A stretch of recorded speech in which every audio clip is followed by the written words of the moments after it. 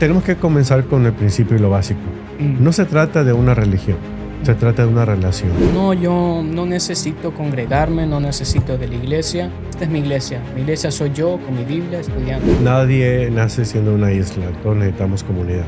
Juan 15 lo dice de una manera clara, Él es la vid, nosotros los pámpanos. Y los pámpanos, las ramas llevan fruto. El fruto no es para nosotros, el fruto siempre es para dar de comer a alguien más. Yo no creo en una institución como la iglesia. Yo siento que hay gente que solo quiere tu dinero. No hay iglesia perfecta, no hay una sola denominación que es perfecta, porque se constituye de gente que es imperfecta. Solamente Dios es perfecto. Como cristianos debemos recordar que vamos a ser la única Biblia que mucha gente va a leer. Y si tú dices que crees en Dios, pero vives de una manera muy distinta a lo que crees, entonces tú vives en una hipocresía. Los pastores predican más acerca de La prosperidad. ¿Es correcto eso? Si Dios es verdadero y esta la Biblia es la verdad, es su palabra, ¿por qué hay tantas denominaciones? Hay dos respuestas a esa pregunta. Yo experimenté, no estuve ahí, y el pastor, desde que inició la iglesia hasta el final, él habló en lengua. Es un show, en muchos de los casos, sí, los líderes lo saben y lo hacen a propósito. En muchos de los casos es así, pero no en todos los casos.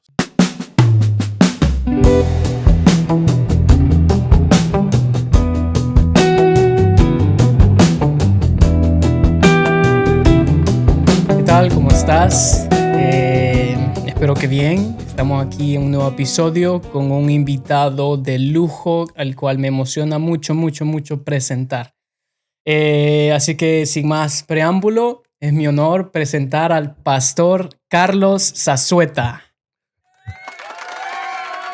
¿Qué tal, Javi? ¿Cómo estás? Bien, pastor. Le dije que iba a apretar ese botón. Me gusta ese botón. Y hay otros que ni siquiera sé qué hacen, pero ahí vamos a ver. ¿Cómo está, pastor? Muy bien, aquí contento de poder acompañarte y tener esta conversación juntos.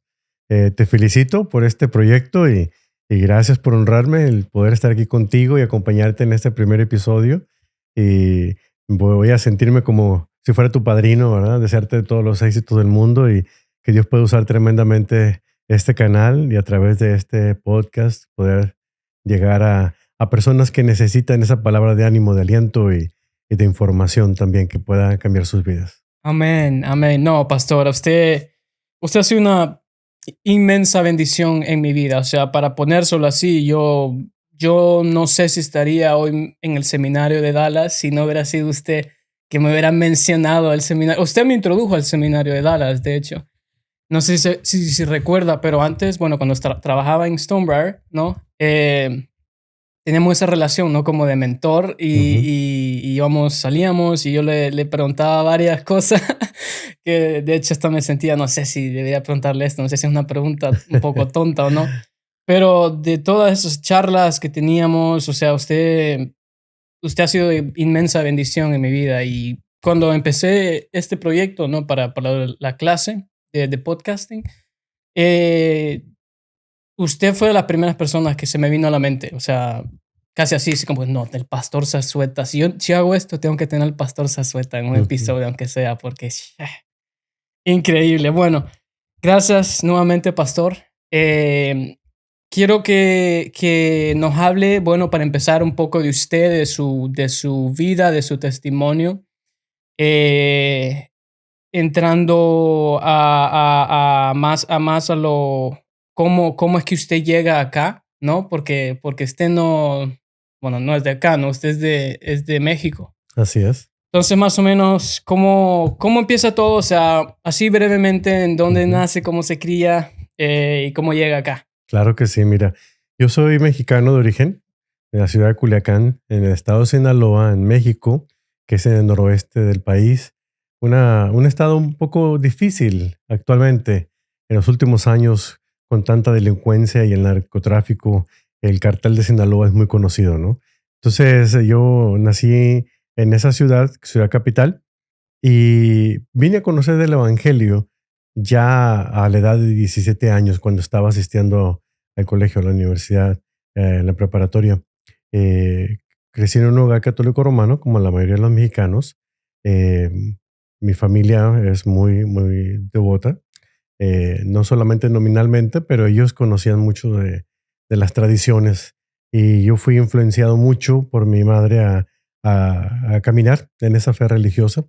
hasta el momento en el que tuve una oportunidad muy interesante. Yo sabía quién era Dios, yo sabía quién era Jesús, de hecho consideraba a Jesús un buen amigo.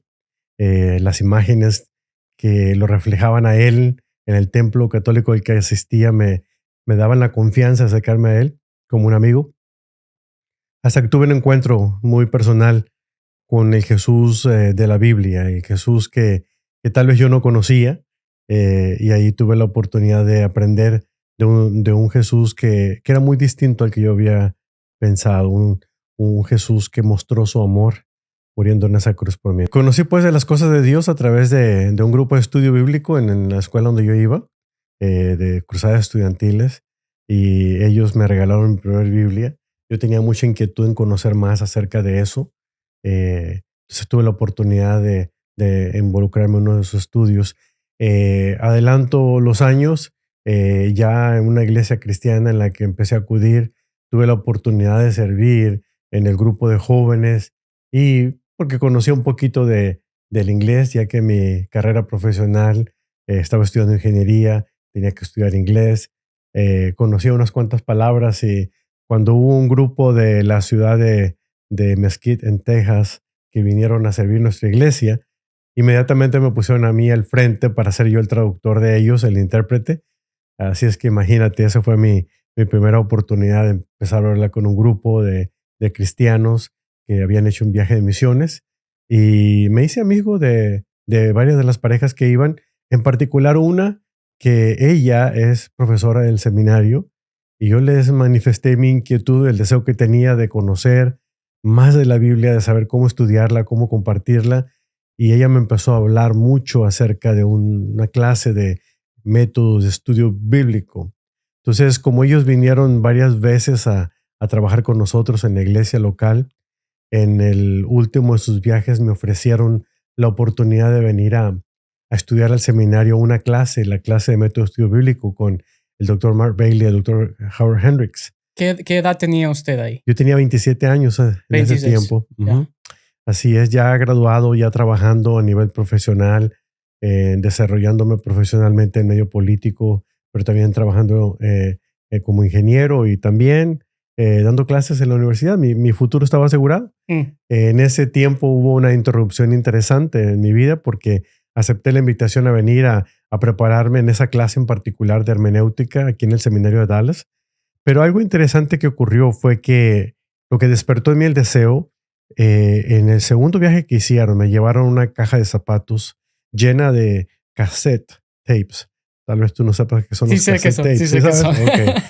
Y un libro escrito por el pastor Chuck Swindoll, llamado El despertar de la gracia. Ese libro revolucionó mi mente. Nunca había entendido el concepto de la gracia como entonces. Y escucharlo a él fue perfeccionando mi inglés. Aprendí mucho acerca de cómo enseñar la Biblia a través de lo que él enseñaba, la manera tan práctica que él tiene de enseñar y tan fácil que es poder entenderlo aún en otro idioma. Acepté la invitación y después de la tercera visita que hicieron, yo vine a estudiar solamente por un verano, 5 semanas, método de estudio bíblico. Y fue aquí en el seminario donde yo tuve la oportunidad de darme cuenta de lo que significaba adentrarme en el estudio de las escrituras. Soñaba con saber cómo agarrar un pasaje de la Biblia y estudiarlo en su contexto y darlo a conocer. Y eso despertó una inquietud en mí. Esa clase para mí abrió los ojos a todo. De hecho, yo te puedo decir que venir en esas 5 semanas le dio sentido a mi vida ministerial, porque yo no soñaba con ser pastor, yo no deseaba ser No estaba pastor, en su plan. no estaba en mis planes, yo estaba desarrollándome profesionalmente. Mi sueño de vida era irme a estudiar a Japón, especializarme en control de calidad, incursionar en la vida política. Es más, mi futuro estaba asegurado para muchas otras cosas, pero en el tiempo en el que estuve aquí, Dios cambió mi perspectiva. Me enamoré de lo que es estudiar la Biblia. Empecé a estudiarla en inglés, que no era mi idioma. Empecé a aprender más acerca de cómo estudiar inglés. Y aun cuando faltaban 2 semanas para iniciar el semestre, le dije al Señor, aún en mi ignorancia de qué era lo que significaba estudiar tiempo completo en el ministerio, aquí en el seminario, le dije que si Él abría puertas para mí, yo dedicaba mi vida y me quedaba aquí.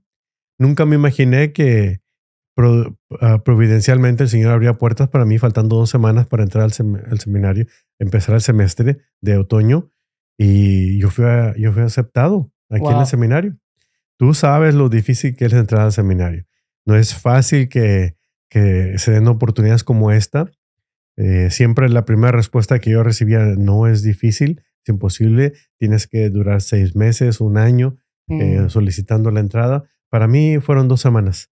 En dos Wow. semanas Dios proveyó no solamente que me aceptaran en el seminario, que me aceptaran con una beca completa y que me quedara en un lugar y trabajar aquí en el seminario. Eso fue lo que me trajo aquí a prepararme. Eso fui yo, una persona que por la gracia de Dios vine a conocer más de Él a través de los medios que Dios utilizó, esta pareja, los recursos del pastor Swindoll, y despertaron en mí el deseo de querer aprender cómo comunicar la Biblia. Eso fue lo que formó mi llamado, si tú quieres verlo de esa manera. Pero fue aquí Wow. en el seminario. Yo no vine aquí porque quería ser seminarista o pastor de tiempo completo. Vine aquí porque quería aprender a cómo estudiar la Biblia. Eso le iba a preguntar. De hecho, iba a tocar en esto, que no estaba en su plan en convertirse en pastor, No. ¿no? De hecho, cuando me invitaron a colaborar años más adelante, que terminé la escuela, 4 años más tarde, en la iglesia, precisamente la iglesia que el pastor Sindor estaba empezando aquí en Frisco, Texas, yo recuerdo que me invitaron a enseñar la Biblia en español. Y bueno, como se prestaba para mí en el tiempo que estaba terminando mis estudios, accedí a ir a estudiar, a compartir de la Biblia en español. Pero mi plan era estudiar en un estudio devocional, un estudio bíblico, una escuela dominical. Ujú. Y yo estaba ya en la iglesia, iba 2 veces a la semana. Recuerdo que me asignaron un escritorio y ahí en ese escritorio, en esa pequeña oficina, yo oré al Señor diciéndole: Señor, yo le pido una cosa, yo no quiero hacer 3 cosas. Yo no quiero ser pastor, no siento que tenga el llamado del pastorado. Yo no quiero dar consejería, ni siquiera estoy casado. Y mucho menos quiero plantar iglesias porque no tengo el llamado a plantar iglesias. Y por 18 años en esa iglesia hice eso precisamente. Estuve como pastor plantando una iglesia hispana, bilingüe, y también dando consejería a muchos matrimonios por esos años. Aún O sea, lo opuesto de lo cual era su plan. Eugene Peterson tiene un dicho, dice: si quieres hacer reír a Dios, cuéntale tus planes, ¿verdad? Y yo le añado un poquito más a lo que él dice: y si quieres hacerlo reír más fuerte, créete tus planes. Porque Mm, la verdad es que aún todo eso que no estaba en mi mente, está en la mente de él, y él fue poniendo en mí el deseo y wow. de hacer eso una realidad en mi vida. Ok. Y una cosa que quiero clarificar o que me ayude a clarificar o informar por si la persona que nos está viendo, escuchando, no sabe quién es Chuck Swindoll o no sabe, bueno, no sabe qué es el seminario de Dallas. Bueno, primero, Sí. ¿qué es el seminario de Dallas? Y luego, ¿quién es el pastor Chuck Swindoll? Ujú. Seminario Teológico de Dallas es un seminario que ya más de 90 y tantos años ha estado aquí en esta ciudad, pero comenzó con un colegio bíblico con Louis Spirit Schaeffer como fundador, y era una escuela para capacitar a pastores, solamente hombres. A través de los años, el seminario ha ido incursionando en áreas muy interesantes, donde no solamente la capacitación era a los hombres, sino también a las esposas de los pastores, a mujeres que quieren ser misioneras. Y en todos estos años que han transcurrido, se ha convertido en una institución por excelencia. A veces bromeando decimos, pero en serio, que el seminario de Dallas es como el Harvard de todos los seminarios teológicos en el mundo, porque realmente tiene un prestigio increíble. Es un seminario que no está sustentado por una denominación. Podemos considerar un seminario bíblico, pero no denominacional. Aquí acuden personas de diferentes denominaciones dentro del cristianismo, que lo ayudan a uno a pensar teológicamente, a centrar dónde está su teología, y le capacitan con las herramientas adecuadas para aprender a pensar de esa manera, ¿no? Entonces, no te dicen qué pensar, pero sí te muestran en la escritura dónde está el punto de partida de todo eso. Ok. Y el pastor Swindoll, en el tiempo en el que yo vine aquí al seminario, él era el presidente. Él estuvo como 7 u 8 años Mm, de presidente de este seminario. Pero el pastor Swindoll vino a estudiar el seminario también en un tiempo adecuado. El Señor le llamó al ministerio de tiempo completo, aún siendo parte de los Marines aquí en Estados Unidos. Él deseaba poder enseñar la Biblia, y el don particular que él tiene. Él es un hombre que es conocido por la enseñanza bíblica práctica. Él habla con una sencillez, pero con profundidad al mismo tiempo. Y ha estado como pastor todos estos años. Él acaba de cumplir 91 años, va a cumplir 92 este año, si Dios lo permite. Wow. Y hasta este momento él ha estado sirviendo por más de 60, 70 años en el ministerio. Su esposa le ayudó a él a captar la visión de llevar las predicaciones de él más allá de las paredes de un templo, a empezar el ministerio de Insight for Living en inglés. En español se conoce como Visión para Vivir. Y él ha sido el pastor de enseñanza bíblica radial todos esos años, casi 50 años que va a cumplir el año que viene. Entonces, ese es el pastor Swindoll, alguien que considero no solamente mi pastor, pero un gran amigo, mi mentor y ahora mi jefe, porque llevo algunos años también colaborando con él, siendo su voz en español para este programa radial de Visión para Vivir. Sí, eso quería tocar también. ¿Cómo es que llega usted a Visión para Vivir? ¿Cómo es que se vuelve el Chuck en español, por decirlo? Nah, no, pero usted sí, eso es lo que hace, ¿no? Básicamente, bueno, parte de lo que hace o empezó haciendo fue traduciendo los sermones de Chuck Swindoll Sí, a así español, es. ¿no? En la radio, Sí. más que todo, el Ministerio de Radio. Entonces, ¿cómo es que llega a Visión para Vivir? ¿Cómo empieza? Y cómo va todo hoy? Porque hoy en día todavía, ¿no? Siguen Visión para Vivir. Entonces, ¿cómo va todo eso? ¿Cómo va el Ministerio de Radio? Siempre he creído que cuando tienes sueños y los pones en Dios y permites que Él los cumpla en su tiempo, Dios nos sorprende porque Él nos da esos sueños desde un principio.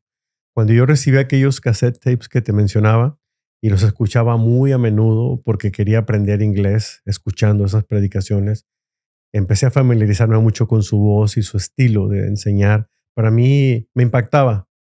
Y yo recuerdo que escuchando una y otra vez esos cassettes, soñaba un día en poder aprender inglés para traducir esos mensajes al español y que gente que no sabía inglés como yo en aquel tiempo pudiera ser bendecida por la manera tan práctica que tenía de enseñar la Biblia de este pastor. Mm, Cuando vine al seminario y se me concedió la oportunidad, yo recuerdo, estaba en mi segunda semana de estudiante y estaba trabajando en la oficina de inscripciones aquí en el seminario y escuché una voz muy familiar. Yo estaba en el segundo piso del Walbus Center, que es el edificio donde están las oficinas administrativas aquí, algunas de ellas, donde están inscripciones y también admisiones. Desde el primer piso escuché una voz que yo reconocí. Y era la voz del pastor Swindoll, esa voz característica de él. Él habla con una voz que proyecta, siempre una voz bien fuerte. Y llegó a las oficinas y empezó a saludar a la gente. Cuando llegó a donde yo estaba laminando unas credenciales de estudiantes, identificaciones de estudiantes, me presenté con él. Obviamente supo que por mi quebrado inglés, ¿verdad? Que no era de aquí. Le dije dónde era y me dijo que él había estado en Mazatlán, que él conocía México. Y le dije a él algo. En eso era el año de 1998. Yo le mm. dije al pastor Swindoll, pastor Swindoll, sueño un día el poder traducir sus sermones al español para que la gente que no entiende inglés pueda ser bendecida. Si adelantamos los años, en el año 2001, cuando me gradué, fue invitado precisamente por él para servir como uno de los pastores y formar un grupo en español para enseñar la Biblia en español. Años más tarde, cuando esa iglesia abrió sus puertas en ese edificio, creció increíblemente. Había 3 servicios en inglés y ya no cabía la gente. Decidieron 4 años más tarde construir el nuevo santuario. Y en una ocasión hicieron un servicio unido, todos los 3 servicios más el grupo en español que teníamos, de hacer un culto unido y yo poder traducir el sermón de él en español ¿En vivo? en vivo. En vivo, en directo, traduciendo. Sí, Wow. era Español e inglés. Sí, antes de Todo. romper el terreno donde iban a hacer el nuevo santuario, Mm. había un templete a la intemperie allá afuera y todas esas 3,000, 4,000 personas, no, en aquel tiempo eran como 6,000, Uf. estábamos reunidos. Entonces a un ladito yo tenía un micrófono y yo me acerqué con él, le dije, hoy se cumple mi sueño, pastor. Le digo, voy a traducir Wow. uno de sus sermones al español. Y ese fue el principio de esa etapa, porque unos cuantos años más tarde, ya pastoreando una iglesia en español que comenzó con una pareja en un discipulado y ya se había convertido en una congregación de 120, 30 o 130 personas, estando pastoreando esa congregación. Estaba hablando de una serie de sermones acerca de la iglesia perseguida allá en Europa. Y sugirieron que contactara al ministerio del pastor Swindoll en la radio, porque tal vez ellos tenían conexión con gente de la iglesia perseguida allá en Europa. Y en efecto, cuando hablé al departamento internacional, el vicepresidente internacional, un hombre llamado Bill, me dijo que sí, que con gusto le hacían llegar a una persona. Me invitó a tomar un café, le expliqué lo que queríamos hacer y me conectó con alguien, un pastor que estaba haciendo el ministerio en Rumania. Y él vino a hablar con nosotros, levantamos fondos y mandamos Biblias a Rumania para hacer crecer la obra, ¿no? Pero ahí ocurrió una situación. El vicepresidente me dijo, mira, quisiera preguntarte algo. Estamos buscando quien sea la voz del pastor Swindoll.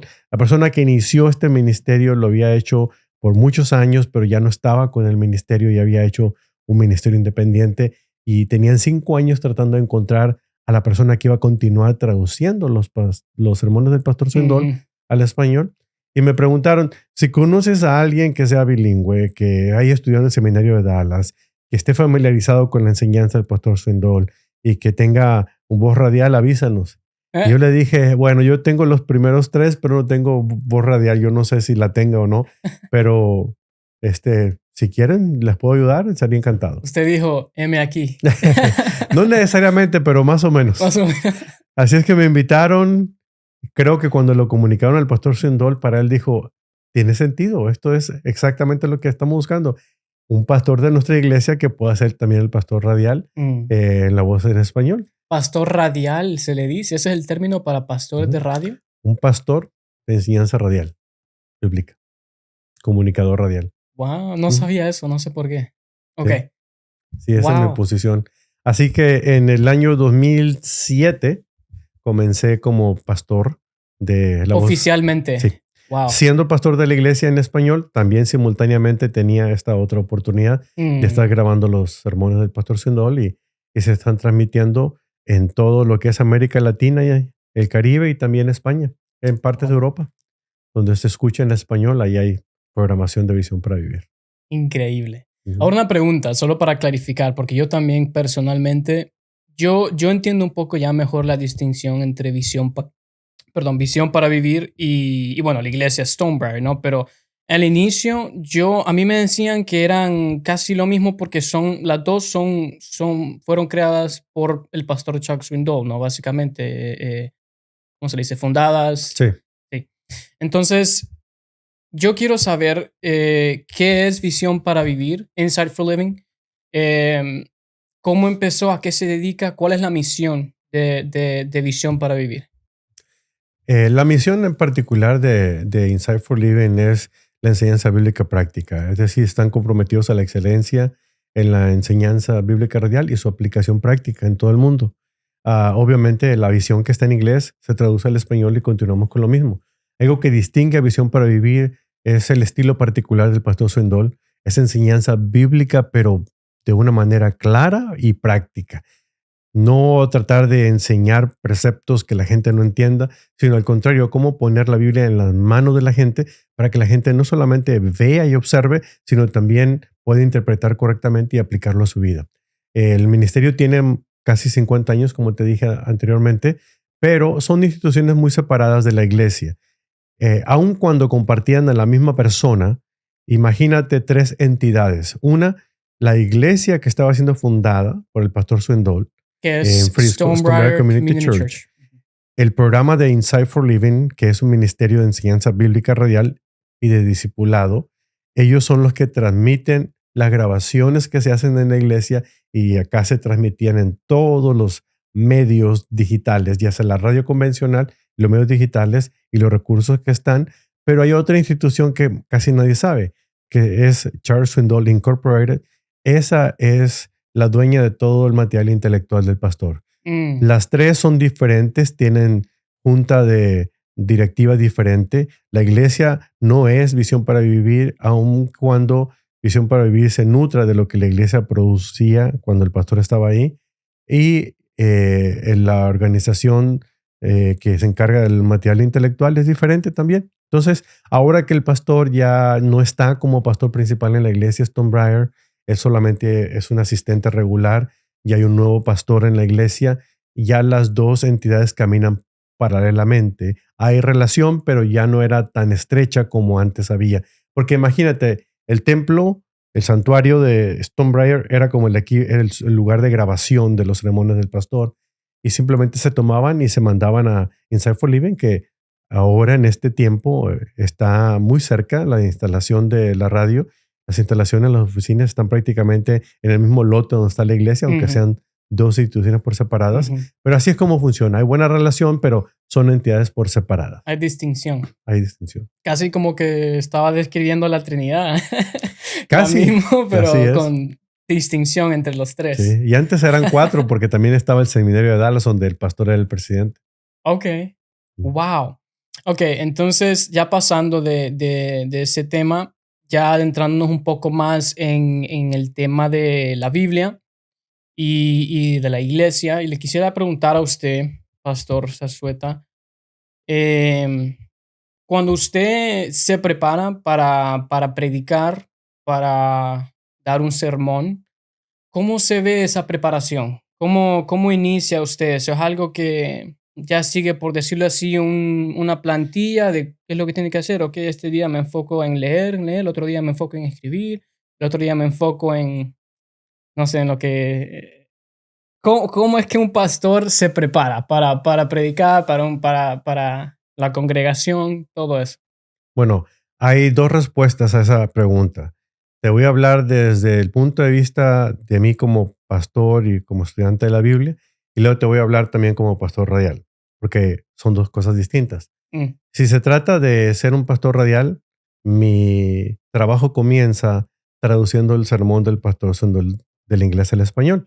Todo su transcripto, todo se transcribe, yo lo traduzco completamente y lo adapto y después empieza mi etapa regresiva, si tú quieres. Tengo las notas que él utiliza para predicar, tengo también su transcripto, lo que él dijo. Él tiene un dicho bien interesante. Dice que él cuando predica, predica tres veces. El sermón que prepara, el sermón que predica el domingo y el que le gustaría haber predicado, ¿verdad? Y que no tuvo tiempo de terminarlo.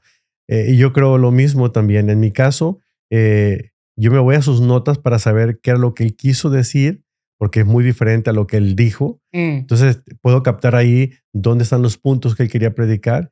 Y después de hacer ese trabajo, como él acostumbra mucho a decir historias, como conecta muy bien, es un gran comunicador. Yo trato de quitar todo eso primero para encontrar la esencia de la Biblia, organizar esos pensamientos, encontrar los puntos de la predicación y luego puedo añadir las am, ilustraciones que él utiliza, pero ya más adaptadas culturalmente a la audiencia a la cual estoy dirigiéndome, que es la audiencia hispanoamericana y de España, ¿no? Entonces, trato de hacer eso coherente. Ahora, como pastor y estudiante de la Biblia, si yo no tuviera que predicar uno de esos sermones del pastor y lo tengo que hacer por mi cuenta, que ya lo he hecho anteriormente, este, mi primer concepto es, bueno, qué es lo que hay que comunicar? Oro principalmente para saber, voy a estudiar, por ejemplo, el libro de Filipenses, vamos a estudiar la carta de los Filipenses.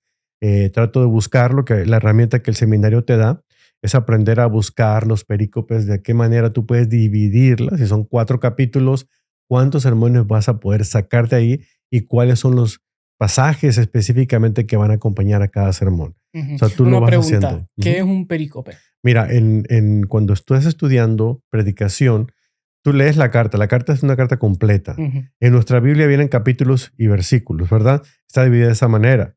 Los estudiosos de la Biblia lo hicieron así para que fuera fácil ubicarla. Pero tienes que recordar que es una carta. En esa carta en particular hay ciertos descansos cuando tú vas leyendo que puedes tomar como un tema por separado. Es una carta y tiene una enseñanza y tiene un tema. La carta general tú la puedes detectar, pero la sección, eso se llama perico, que vas a determinar que te va a dar a conocer una idea interesante o puedes predicar sobre ella, ya sea, por ejemplo, el capítulo 1 de Filipenses, del 1 al 2, esta es la introducción de toda la carta y él está hablando de esto, entonces la pones por separado y esa te va a servir presentar todo lo que es la carta, ¿no? Pero la haces como un sermón introductorio y después lo va dividiendo de acuerdo a las secciones que puedan de alguna vez poder tener una idea determinada que puedes enseñar, para no enseñar toda la carta por completo. Tú puedes enseñar toda la carta en un solo sermón, pero puedes dividirla y hacer hasta 15 sermones o 20 de 4 capítulos que tienes. Entonces, el perícope es lo que tú vas leyendo y decir, hasta aquí lo puedo dejar y aquí está un tema en particular de esa Ok, carta. Ujú. ok, wow. Así es como lo hago. Ya que termino eso, entonces comienzo a estudiar la escritura. Ahí es donde lo tengo que hacer, de la Biblia, el pasaje. Pero después empiezo a utilizar las herramientas que puedo utilizar. Empiezo a leer comentarios bíblicos, diccionarios bíblicos. Eh, en el seminario, si estudias la maestría en teología, aprendes griego y hebreo. Y eso te ayuda muchísimo porque puedes darte cuenta que las palabras en el idioma original en que fue escrito ese pasaje tal vez tuvieron otro significado que con el tiempo y los años ha entrado en desuso, pero cuando te vas al tiempo en que fue escrita la Biblia, descubres. Y hay un método que aquí tú has aprendido, que es el método de estudio bíblico, que te permite pasar el estudio que hagas de la Biblia, no necesariamente para prepararte, pero para ti, para tu beneficio personal, de observar qué dice el texto en su contexto. Es decir, quién está hablando, cuál era el plan, qué era la ¿Cuál situación. es la Esa es la audiencia? observación que haces. Primero Ujú. observas. Después de hacer buenas observaciones, interpretas. Es decir, ¿qué principio puedo sacar de aquí? ¿Qué significa esto? ¿Qué estaba queriendo decir? ¿Cuál es la enseñanza? Y esa observación pasada a una interpretación, de ahí sacas un principio que, así como significó eso en ese tiempo, ¿qué significa en nuestro tiempo? Mm, ¿Verdad? Es lo que puedes verlo de esa manera. ujú. Y en nuestro tiempo, ahí es donde tú puedes decir, ok, yo lo voy a aplicar de esta manera.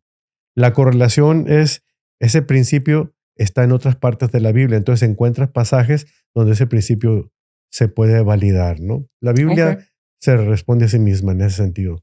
Mm. ¿Le ha pasado a usted alguna vez la cual, no sé, no se le vienen ideas de qué predicar a veces, un domingo?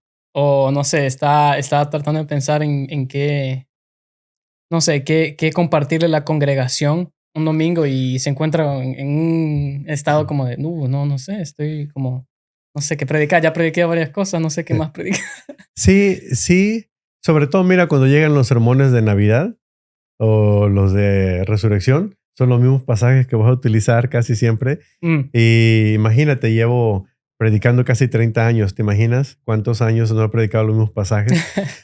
Sí, pero lo interesante de mantenerte siempre como estudiante, siempre estar leyendo la Biblia, pero también leyendo a autores que tú tienes confianza, por ejemplo, los libros del pastor Sendol, otros pastores a los cuales me gusta mucho leer sus libros, y de repente llegan algunas ideas. Mira, no había entendido esta aproximación al pasaje.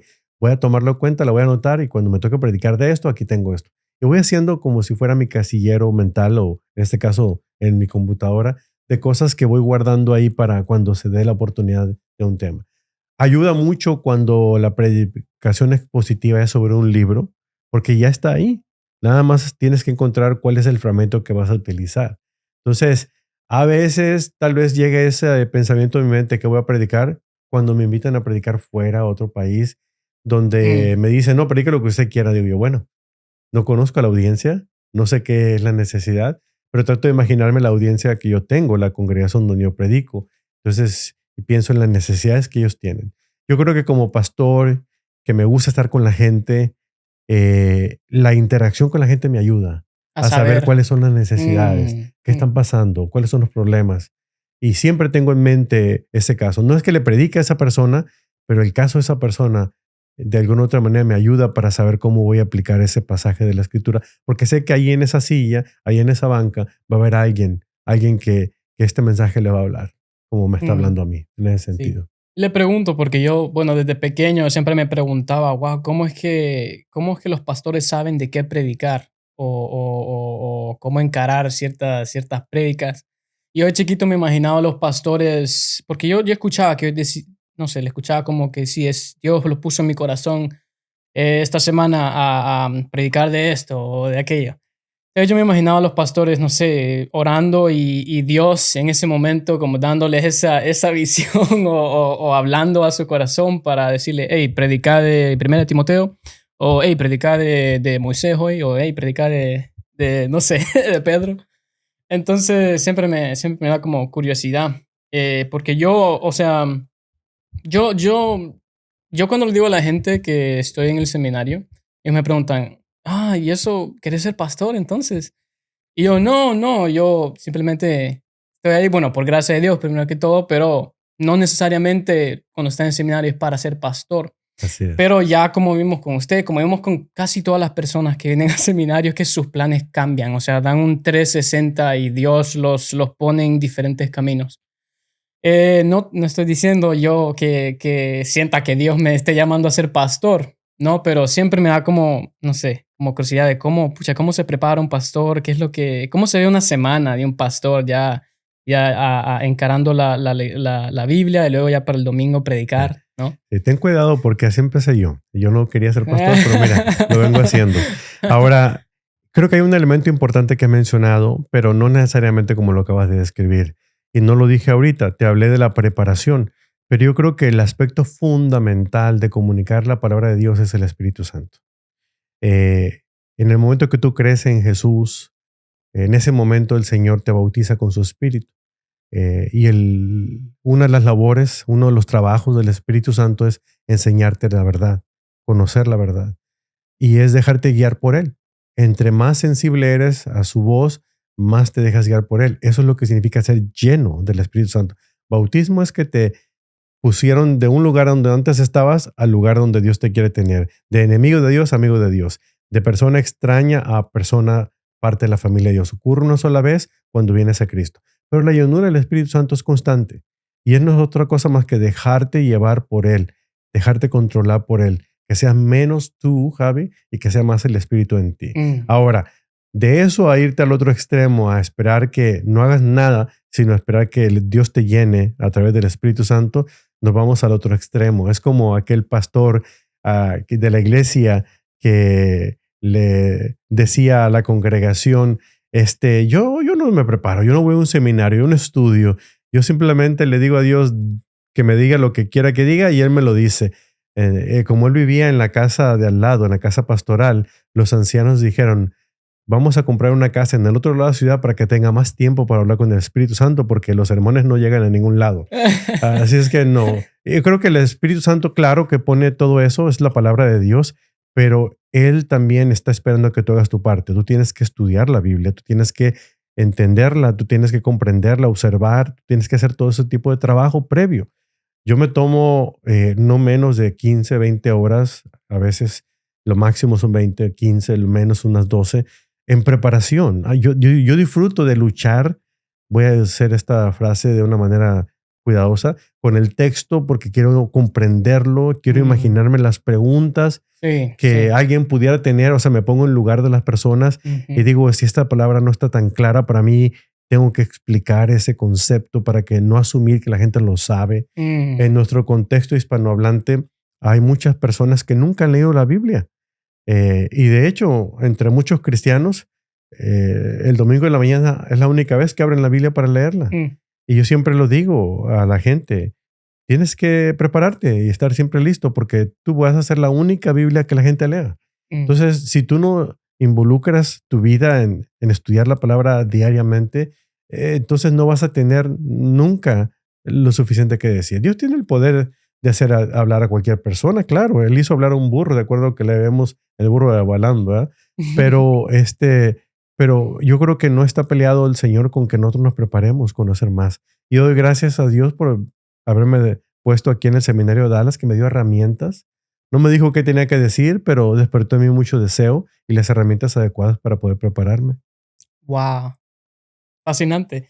Entonces, en el tema de la Biblia, ¿no? Cuando alguien, no necesariamente que quiera ser pastor, pero alguien como usted dijo, que quiere adentrarse en la Biblia, en la Escritura, alguien que no tiene mucha experiencia leyendo, comprendiendo la Biblia, estudiando la Biblia, ¿qué consejo le podría dar a esa persona si hoy día se está planteando, pucha, quiero leer más mi Biblia? O sea, ¿por dónde empiezo? ¿O cómo hago cuando quiero estudiar bien la Biblia? No solo leerla por leerla, no solo agarrar ciertos versículos. Claro, el deseo debe estar ahí. Tienes que darte cuenta. Y Dios ha puesto ese deseo. Tú quieres estudiarla más. Pero tienes que acordarte que estás hablando con la palabra de Dios. Mm, Esas son palabras de Dios. No se trata de cualquier libro que tú puedas leer y que lo pones a un lado.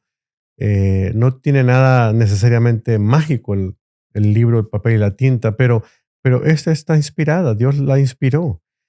Tienes que sacarte a la Biblia con reverencia, saber que te vas a encontrar con Dios, con paciencia.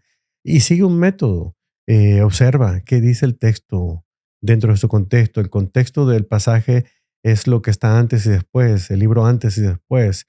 Es darte a la idea de preguntarte cuál es la situación, de experimentar los olores. Ahora, si tú eres una persona que eres nueva en estudiar la Biblia, yo siempre aconsejo a la gente, y yo sé que lo has escuchado tú, me gusta recomendarles que empiecen leyendo el Evangelio de Juan, porque el Evangelio de Juan estaba dirigido a los creyentes de todas las culturas. Mateo, por ejemplo, la audiencia que tenía Leví cuando escribió eran judíos y presenta a Jesús como el Rey de Reyes, el Mesías. Ese es el tema que más encuentras en Mateo. En Marcos estamos hablando de alguien que dirigía a aquellos que estaban en esclavitud. Muchos de ellos eran judíos, muchos de ellos eran gentiles o griegos, pero hablaba de Jesús como el siervo sufriente y siempre habla de inmediatez. El tercer evangelio sinóptico, que es Lucas, es un poquito más intelectual. Lucas era un profesional, era un médico de profesión y él utiliza un lenguaje, te presenta la humanidad de Cristo. El primero como rey, el segundo como sufriente, el tercero como aquel que, el ser humano, ¿verdad? Jesús es como humano. Pero Juan involucra todo y cuenta muchas historias. Y a nosotros nos gusta mucho leer historias y imaginarnos la enseñanza a través de historias que él contaba. Por eso siempre aconsejo, empieza por el Evangelio de Juan, crea un hábito y luego ya puedes regresarte y leer cada uno de los evangelios, ¿no? Pero mm. puedes encontrar al Señor en cualquier lado de la Biblia, ¿no? Pero ese es un buen libro de la Biblia para Sí, empezar, así es. para adentrarse en la Sí. Biblia y No te ir ahí. recomendaría que empezaras con el libro de Apocalipsis, ¿verdad? Ah, Empezar con el final. pudiera ser, pero aun cuando empieces por ahí, yo creo que vas a tener que regresarte para entender mucho de qué es lo que está queriendo diciendo Juan, porque también el Mm, mismo que escribió el libro de Juan, el Evangelio de Juan, es el que escribió Apocalipsis. Apocalipsis. Wow. Y bueno, ok, quiero volver al tema de iglesia, porque ahorita se me ocurrió una pregunta que quería preguntarle, valga la redundancia. Pero pastor, usted ha visitado varios países, así hispanohablantes, Así y ha es. visitado iglesias en esos Sí. países. Ujú. De las iglesias que ha visitado, las iglesias que usted ha estado, ¿cuál diría usted que son diferencias que ha encontrado? O, vaya, pongámoslo así, ¿qué son cosas buenas que ha visto de las iglesias en Latinoamérica y cosas malas? Bueno, todo depende. Mira, en las iglesias en las que he estado es porque me han invitado y obviamente son gente que conoce el ministerio radial, gente que de alguna otra manera ha estado escuchando el programa y de alguna forma se identifican con la enseñanza. Entonces, sin importar el trasfondo teológico que tengan, de alguna otra manera están buscando entender mejor la Biblia. Una gran cantidad de gente, de audiencia que tenemos en el Ministerio Visión para Vivir, son de trasfondo pentecostal, increíblemente. Mm, Pero no necesariamente pentecostal radical, sino un poquito más moderado, conservador. Son gente de iglesias que quieren estudiar la Biblia, que están buscando de verdad a alguien que pueda enseñarla con facilidad y que lo lleve a la Biblia, no necesariamente que nos den a conocer lo que el periódico de la mañana dice. un pequeño paréntesis para si la persona que está escuchando esto no entiende mucho de las denominaciones, diferentes denominaciones de la iglesia, ¿qué es una iglesia pentecostal? Una iglesia pentecostal es una iglesia que tiene un alto valor hacia el carismatismo, ¿verdad? Ser carismático está en todos lados, pero una iglesia pentecostal hace un impacto, una énfasis más fuerte en las manifestaciones espectaculares del Espíritu Santo. En cuanto a la manera de alabar, en cuanto a la manera de utilizar algunos dones del Espíritu, como hablar en otro idioma, En otras lenguas. lenguas, Ujú. en aspectos que a veces se van fuera del contexto bíblico, ¿no? Donde ya se van a las costumbres o a las modas, como la risa santa, otros aspectos. Se da mucho en ese tipo de aspectos. Pero mira, el espectro de la iglesia pentecostal es variado, de los más radicales a los más conservadores. Entre los más conservadores, yo considero que hay muchas personas que tienen un punto de vista más centrado en lo que la Biblia dice, a irse a los extremos. Por eso hay una gama más fuerte. Pero son iglesias de mucho crecimiento en Latinoamérica y están siempre, ¿verdad? En el caso particular, cuando he visitado estas iglesias, sí me sorprende que tenemos formas diferentes de alabar a Dios, pero el Espíritu nos identifica porque estamos buscando conocer más de la palabra de Dios. Y la razón por la que estoy ahí es porque ellos saben quién soy, saben qué es lo que creo y ellos no tienen ningún problema en el que yo pueda enseñar lo que la Biblia dice. Ok. Ujú. Y yo le preguntaba eso porque quería llegar al tema de iglesias. Le quiero preguntar acerca de la iglesia hoy, ¿no? Yo veo, bueno, cuando fui a Honduras, súper reciente, el año pasado, la última vez que fui a Honduras, yo experimenté diferente tipo de iglesias. Una, la evangélica, ¿no? Que es la mía, a la que siempre he asistido, ¿no? Con mi familia. Y también la pentecostal. La pentecostal. Y luego otras denominaciones que no me acuerdo, pero yo le preguntaba eso porque algo que yo me fijé cuando estaba en esas iglesias era que yo a mí mismo, yo me preguntaba, ¿por qué? Por decirlo así, va a sonar un poco brusco, pero yo me preguntaba, ¿por qué se le permite a este tipo de iglesias funcionar así? Ejemplo, con la iglesia pentecostal, por ejemplo, las más carismáticas, yo experimenté, no estuve ahí y yo vi cómo hacen alabanza diferente, bastante alabanza en esta iglesia a la que fui.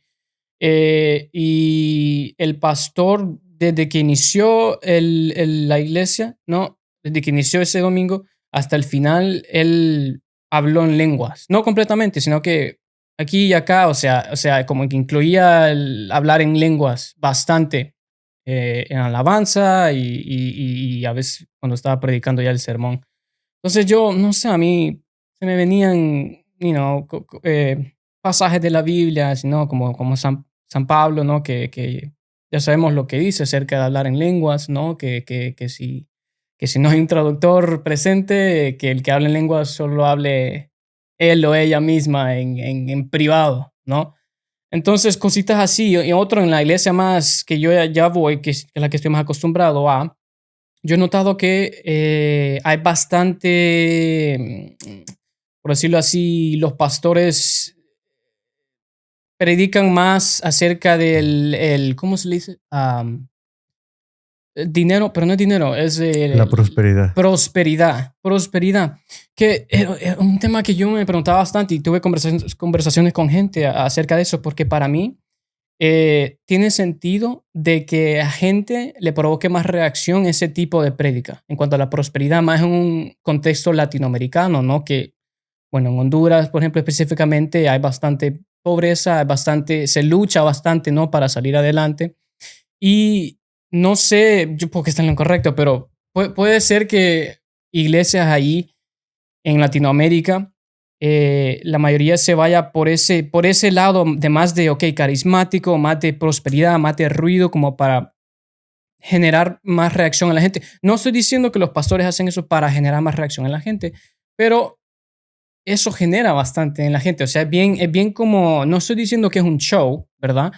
Pero siento que es bien como, wow, la gente mira eso y dice, wow, esto es increíble, esto es, qué ungido este lugar, qué increíble, o lo que dijo el pastor, wow, eso es increíble, me va a ayudar, voy a salir adelante, lo cual sí es cierto, pero no sé si me estoy dando a entender, pero lo que quiero preguntar es que, em,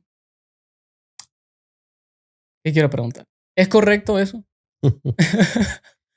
Mira, en los Estados Unidos nada más, instituciones como Barna y como Pew, el Centro de Investigación, han hecho encuestas y han determinado que solamente en los Estados Unidos hay más de 2.500 denominaciones cristianas dentro del pueblo evangélico.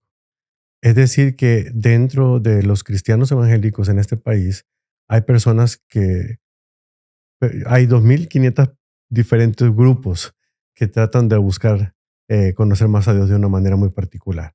Algunos se van a un extremo, otros se van a otro, pero nada más para que te des una idea. Es un problema muy fuerte en cuanto a la exégesis de un pasaje, donde estamos buscando conocer más de la escritura y si nosotros sacamos un texto fuera de contexto, corremos el riesgo de justificar el texto que usamos y hacer lo que diga, lo que yo quiero que diga y hacer lo que en términos teológicos se conoce como eisegesis en lugar de exégesis. Exégesis es extraer qué dice Dios, qué dice la palabra de Dios. Eisegesis es qué le meto yo a la palabra de Dios Mm, para que diga.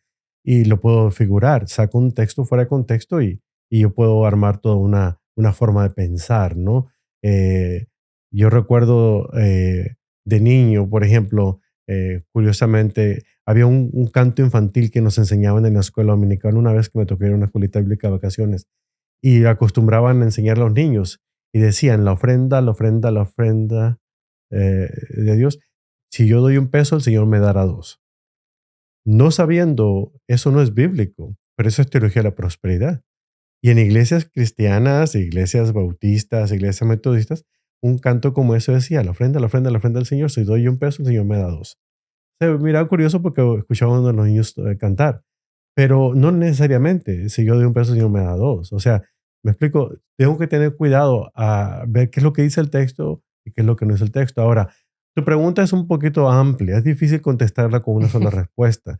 Hay tantas denominaciones como deseos de dar a conocer lo que yo pienso puede haber. Es decir, hay muchas denominaciones cristianas, hay muchos tipos de pensamiento, hay muchos que usan la Biblia para justificar lo que ellos creen. Lamentablemente no todos ellos están obedeciendo lo que la Biblia dice dentro de su contexto. Y ahí es la gran diferencia entre aquellos que se preocupan por estudiar la Biblia dentro de su contexto, qué es lo que está queriendo decir y cuál es la enseñanza que se quiere. Porque el Señor solamente tiene una interpretación de la Biblia. Puede haber muchas explicaciones, pero solamente una interpretación, la que Él quiso dar. Entonces, de ahí mm, se desprende que muchos empiecen a predicar algunos aspectos de teología de la prosperidad, de dones espectaculares del Espíritu Santo o irse por un extremo en ese sentido, por las modas. Y en muchos de los casos es un show, en muchos de los casos sí, los líderes lo saben y lo hacen a propósito, en muchos de los casos es así, pero no en todos los casos. Hay gente mm, que de todo corazón está buscando eh, a, que Dios en su palabra ya revelada pueda iluminarle a uno, porque la revelación se completó cuando el último libro de la Biblia fue escrito. Ahora el Espíritu Santo nos ilumina a través de la revelación que ya está aquí. No hay nueva revelación y muchas de estas iglesias claman que hay nueva revelación cada día. Dios me dijo, Dios me habló, Dios me dijo anoche que debes de darme el carro que manejas, porque, o sea, la gente lo podrá decir seria, pero realmente no sabemos si en todo eso hay muchos charlatanes, ¿verdad? mm. La Biblia dice que el Espíritu nos va a identificar. Yo creo que por sus frutos lo vamos a conocer. Y si nosotros estamos en la verdad, vamos a poder detectar el error cuando eso se comenta. Entonces se han hecho muchos abusos utilizando la propia Biblia a través de los años, a través Ujú. de las diferentes denominaciones. Y yo creo que lo único que nos mantiene firmes en la verdad es conocer la verdad y dejar que esta verdad pueda ser la que nos lleve, nos guíe y estudiarla dentro de su contexto. Eso nos ayuda a no irnos a los extremos. Amén. Y quiero hacer hincapié en lo que dijo usted en cuanto a la interpretación de la Biblia, que Ujú, solo es una, no es ujú, la de Dios. Y es nuestro trabajo, lo que queremos es alinearnos más a esa interpretación, solo interpretación de ujú, la Biblia. Pero conectando eso con el hecho de que hay tantas denominaciones hoy en día, lo dijo usted, solo en Estados Unidos 2.500 diferentes denominaciones, a ver ujú, cuántas en el mundo, ¿no? Yo siento que alguien que es un poquito así como que no compra del todo lo del religión, Dios, cristianismo, lo que sea, que es alguien ateo o agnóstico, ellos miran eso y no sé, como que les puede generar inclusive más como sería duda o confusión el hecho de que, pucha, ¿por qué hay tantas denominaciones? Si esta es la verdad, si Dios es verdadero, y esta la Biblia es la verdad, es su palabra. ¿Por qué hay tantas denominaciones? Y creo que lo que dijo usted de la interpretación porque yo le preguntar esto, pero siento que déjeme plantearlo así. Y usted corríjame si estoy en lo incorrecto, ¿verdad? Pero una manera de explicar por qué hay tantas denominaciones podría ser esta. La siguiente es que solo hay una verdad, que es la Biblia, y una interpretación, ¿no? Que es Ujú. Dios.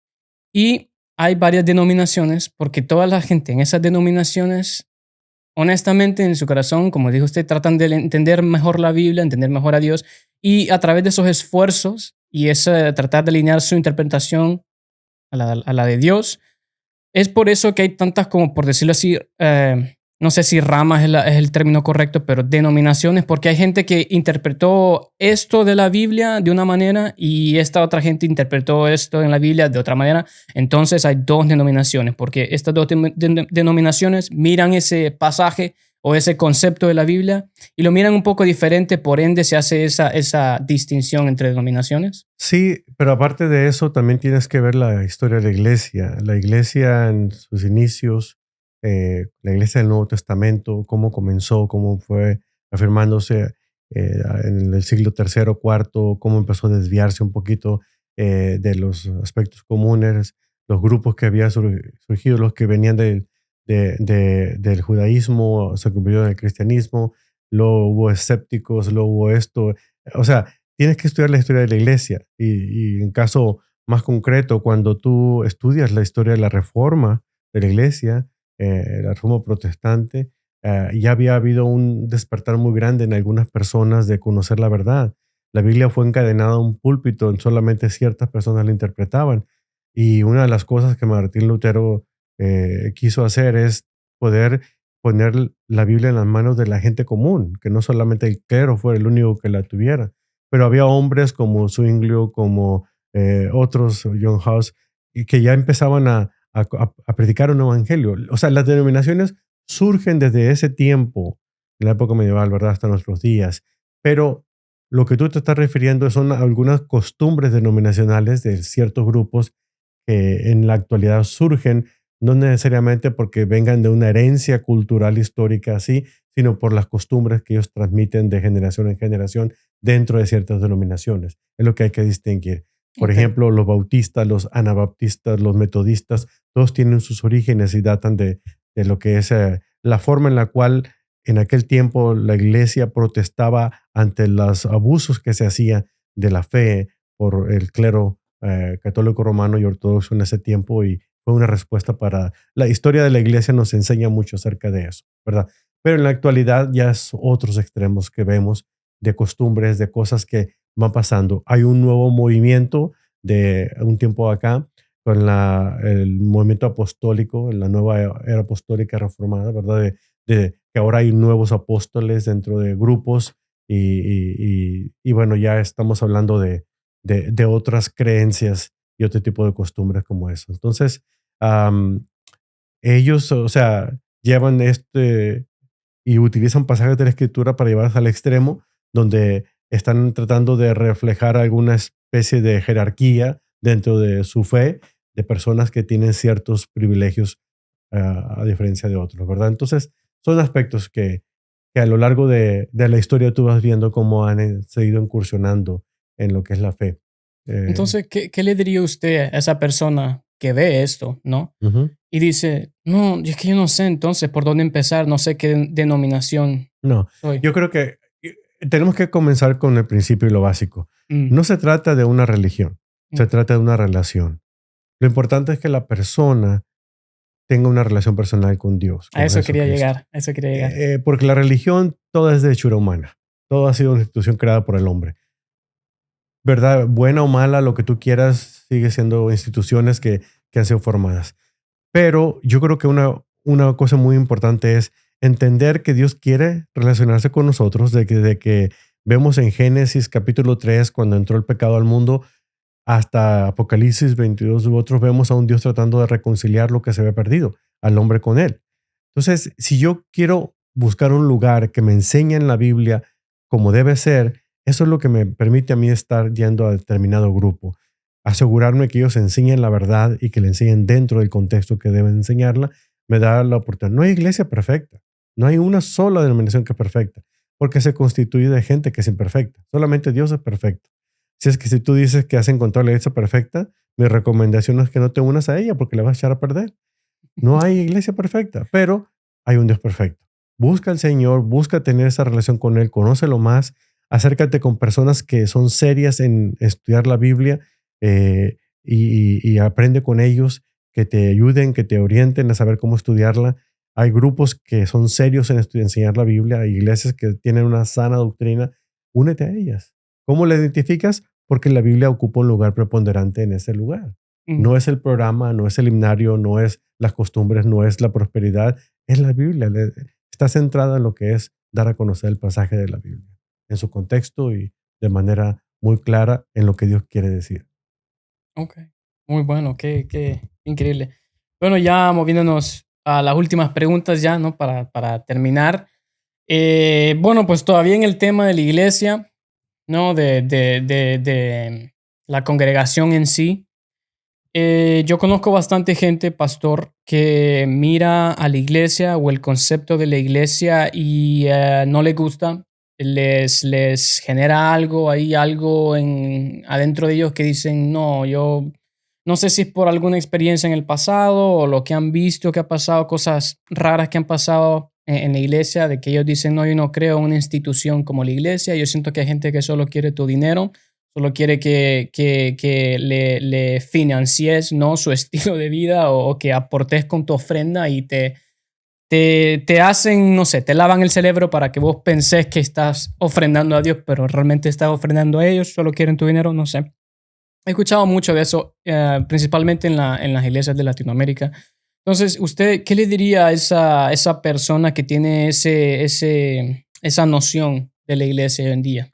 Mira, casi el común denominador de mucha gente que no quiere nada con una religión organizada o con una iglesia en particular es porque de alguna manera en su crecimiento tuvo una mala experiencia con alguien que se decía ser cristiano o ser cristiano evangélico y causó un mal testimonio.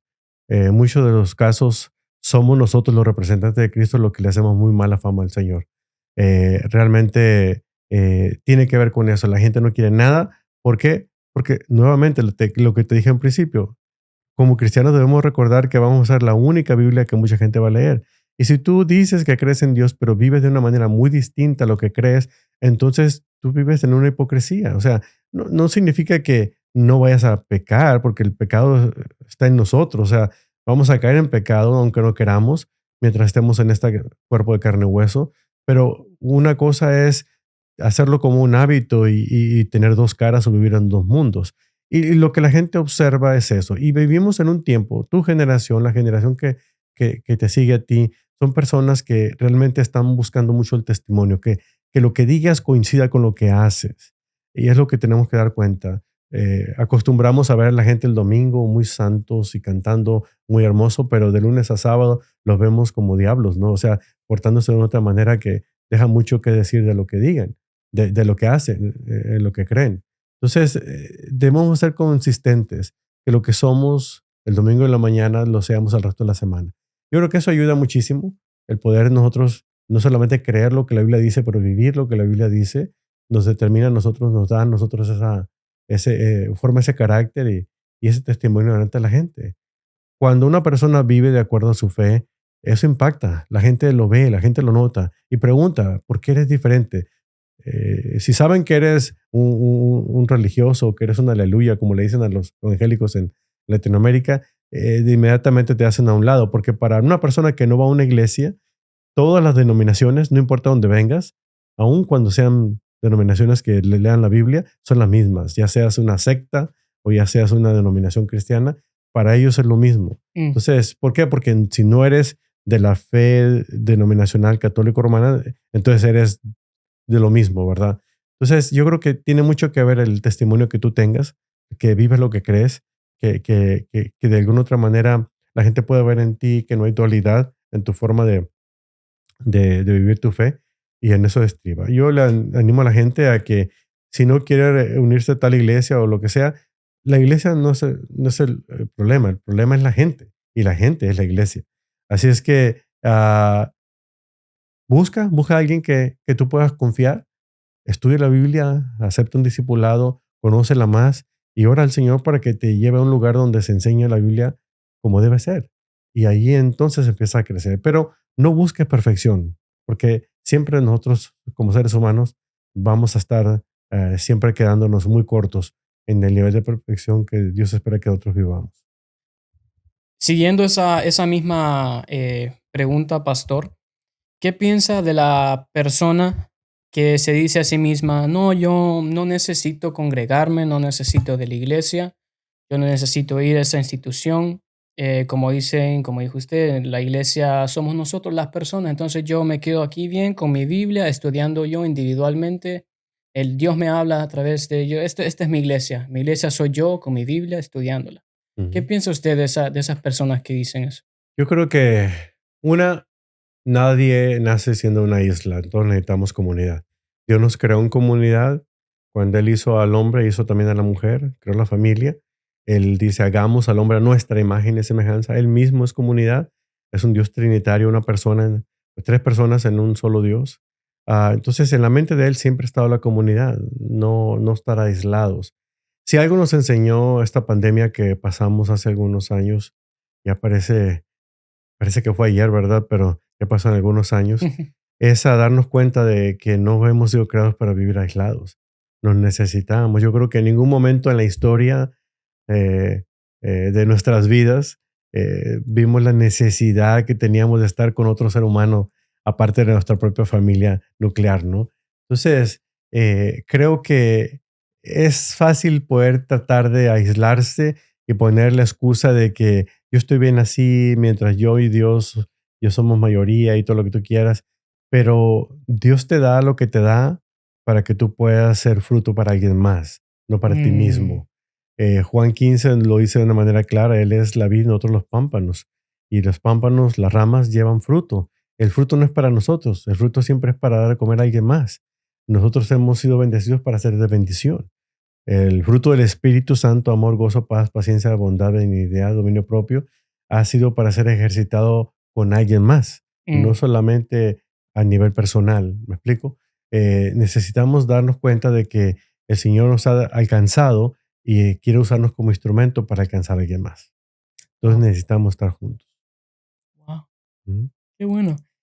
Bueno, ya para terminar entonces, pastor, qué bendición haberlo tenido aquí en el episodio. Y le quiero hacer una pregunta un poco a usted más personal.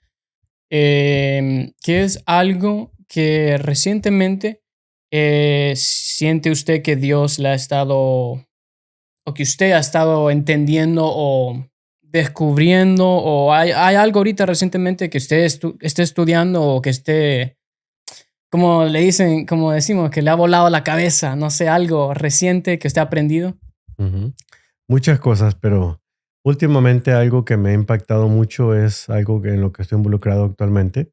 Nunca me imaginé debutar en mi carrera de autor, de escritor. Estoy actualmente escribiendo un contenido del Pastor Swindoll, pero adaptado.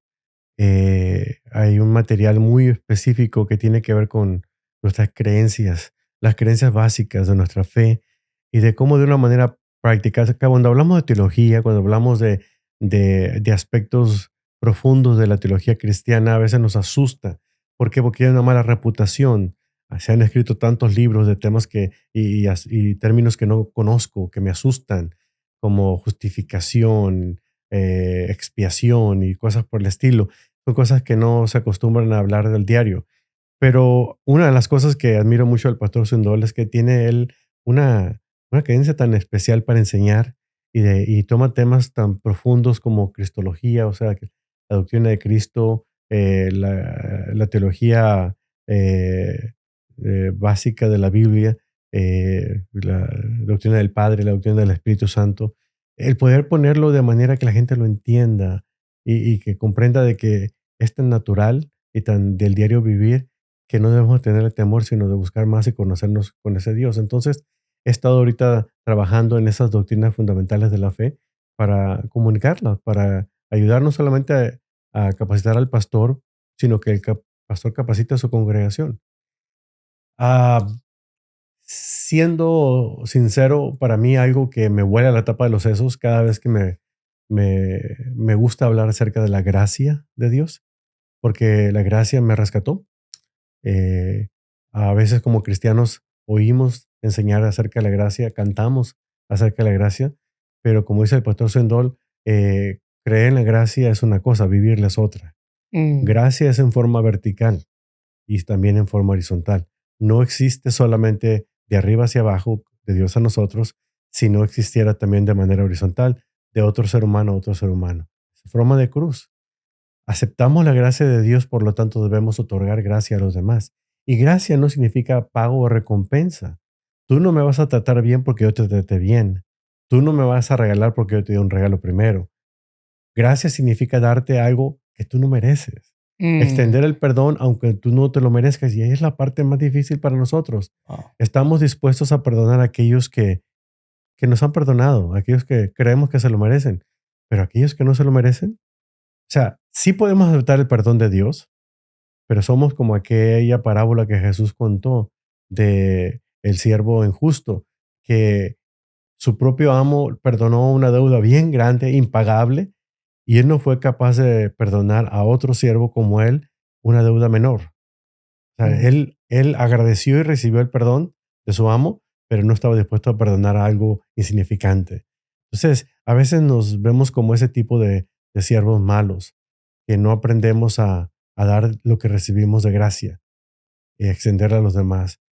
Yo sé que decirlo es una cosa y yo no puedo minimizar el dolor que la gente que me está escuchando ha pasado, por el cual si fueron ultrajados de niños o fueron abusados física, verbal o sexualmente o hubo un dolor muy fuerte en una separación, yo no puedo minimizar el dolor que se ha pasado, pero el hecho de que yo me sienta mal o sienta dolor no me exime de que yo aprenda a dar de gracia, a que pueda ser llamado un ministerio de reconciliación, aunque no sea de restauración, y aprender a perdonar aún a aquellos que no se lo merecen. Entonces, mm, siempre estás dispuesto a perdonar. Ese es un tema que siempre voy a estar compartiendo porque siempre está de moda, ujú. porque todos somos muy buenos para recibir el perdón, pero no No para para otorgarlo. extenderlo, para Mm. andarlo. Wow. Y con eso, pregunta siguiendo eso, ¿qué le diría usted a esa persona que acaba de escuchar lo que dijo usted y que dice, ok, sí, tiene sentido y estoy dispuesta a perdonar a esta persona que me hizo esto en el pasado Ujú. o esta persona que me hirió y que todavía me duele hoy en día? Pero mi pregunta es, ¿cómo sabe alguien cuando ha perdonado de verdad, cuando ha extendido esa gracia? No, o sea, más allá de lo que decirle a la persona, hey, te perdono, o decirle a Dios, Dios, perdono a esta persona. ¿Cómo sabe alguien? ¿Hay algo que se siente, algo que se vive cuando se ha hecho eso genuinamente? No necesariamente sentirlo, pero sí de conciencia. El saber que aun cuando no lo sienta, mi labor debe ser perdonar conscientemente porque la palabra del Señor me lo indica, debo estar siempre dispuesto a perdonar. Pedro se acercó con Jesús y le dijo, Señor, ¿cuántas veces debo perdonar yo al que me ofende? Mateo 18, 19. Y el Señor, y le dijo al Señor, ¿tres veces, Señor? La ley, de alguna otra manera, la tradición de los ancianos en ese tiempo, estipulaba que tú podías perdonar la ofensa hasta tres veces. Se basaban en uno de los profetas que decía que la generación pecadora, el pueblo de Israel debía perdonarla hasta tres veces, pero no más de tres. Entonces Pedro le dice, ¿cuántas veces debo perdonar al que me ofende? ¿Siete veces, Señor? O sea, no tres, como decía en la tradición de los ancianos, sino tres más y un pilón, ¿verdad? Y Jesús le respondió, no te digo que siete, sino 70 veces 7. Y antes de que empieces a sacar cuentas y piensas que debe ser 7 por 7, ¿verdad? Debes de saber que es un dicho muy popular en esa época, que significaba que debes estar siempre dispuesto a perdonar cuando te ofendan, las veces que sea necesario. Y perdonar no significa olvidar. Hay gente que dice, te perdono, pero no olvido. No, qué bueno. Dios tampoco se olvida de nuestra ofensa. Dios no tiene amnesia. Aun cuando leemos en la Biblia que dice que Dios se olvida de nuestros pecados, no necesariamente significa que se olvida de nuestros pecados. Elige no recordar. Y yo lo que debo hacer cuando extendo un perdón, debo elegir no recordar. No voy a olvidar, la gente me ofendió, jamás me voy a olvidar lo que me hicieron, pero aprendo por obediencia, porque aquel que estuvo en la cruz y murió por mis pecados, le dijo al Señor, Señor, perdónalos porque no saben lo que hacen. Y si Él fue capaz de dar su vida para que nosotros alcanzáramos perdón, ¿quién soy yo que me pongo en un lugar superior a Dios para no atreverme a perdonar a otros, aunque no se lo merezcan? Si se lo merecen, no es gracia, es recompensa. Porque no se lo merecen, es lo que la convierte en gracia. Y esa es la parte difícil, de aprender a perdonar a otros, de extender gracia que no se lo merecen. A lo mejor no lo siento en ese momento.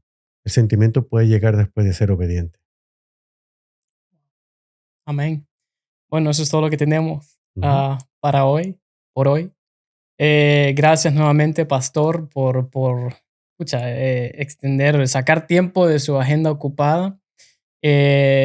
Seguimos orando por usted. De hecho, bueno, si estás viendo esto, acompáñanos a orar por el pastor, porque el pastor está pasando por ciertas cosas en su salud que no, nada mortal, no, gracias a Dios, pero ciertas cositas ahí que primero Dios Gracias. Sí, pueda sanar sí, de por esas eso se me cosas. escucha la voz. No, vamos bien, gracias a Dios. No, Pero, pues muchas gracias, pastor. ¿Una última gracias. cosa para despedirse, para decir o? No, ánimo, ánimo a ustedes, ánimo a ti, Javi. Sigue adelante con estos proyectos. Hay mucho que comunicar y sobre todo comunicar del corazón, al corazón de la gente que escucha, de ayudarles a la persona a voltear los ojos al Señor, mirar hacia arriba, mirar hacia donde Él está, ¿no? En lugar de centrarnos en los problemas, centrarnos en nuestro Dios que es más grande que nuestros problemas y el que tiene la solución a nuestros problemas. Hay un pasaje que quiero dejarles a ustedes que es mi pasaje favorito que repito casi a diario. Dios guardará en perfecta paz aquel cuyo pensamiento en él persevera porque en él ha confiado. Isaías 26:3. Confía pues en el Señor, Él es nuestra roca eterna y sobre esa roca podemos estar firmes. Amén. Bueno, chao. Gracias por conectarte en este episodio. Espero que haya sido de bendición. Y nos vemos en los próximos. Si vienen más episodios, tengo varias cositas planeadas. Ahí, pastor, estoy súper emocionado, la verdad. Gracias por sus palabras. Siento que hay una muy buena oportunidad para llegar a gente a través de este medio, ¿no? Que bueno, usted ya sabe, este es pastor de radio, ¿no? Sabe el potencial de estas, bueno, que no son estas cosas, ¿va? Estos son los medios que utilizamos, pero es Dios siempre, ¿no? Ujú, Utilizando diferentes medios, personas y cosas ujú, para llegar a las personas. ajá. Así que bueno, eh, ya. Gracias, pastor. Al Chao. contrario, bendiciones. Hasta luego.